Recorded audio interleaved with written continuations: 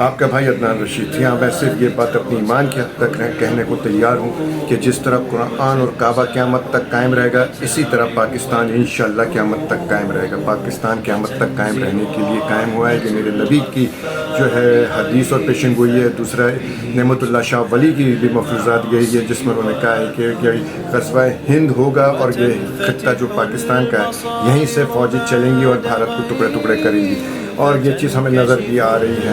آپ یہ دیکھ لیں کہ 14-15 دن ہو گئے ہیں، بھارت کی ہمت نہیں ہوئی کہ وہ پاکستان پہ کوئی بڑی جو ہے وہ جو مس ایڈونچر کرتا، بٹ یہ کہ ایل او سی کے اوپر بھارت نے کچھ چھوٹی موٹی گڑبڑ کری ہے، جس پر پاکستان نے جوابی کارروائی کرتے ہوئے ان کے 5 جو فوجیوں کو جہنم حاصل کیا ہے، اور بہت تیزی سے جو ہے نا ان کی جو ہے چوکیوں کو تباہ کیا ہے. یہ 30ویں دفعہ ان کی چوکیاں تباہ ہوئی ہیں، جس میں ہمارے جو ہے جے ایف تھنڈر نے بھی حصہ لیا ہے.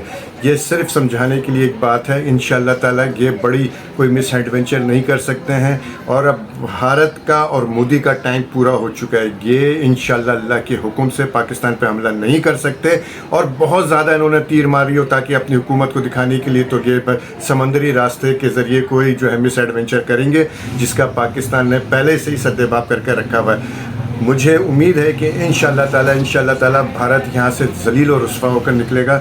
اور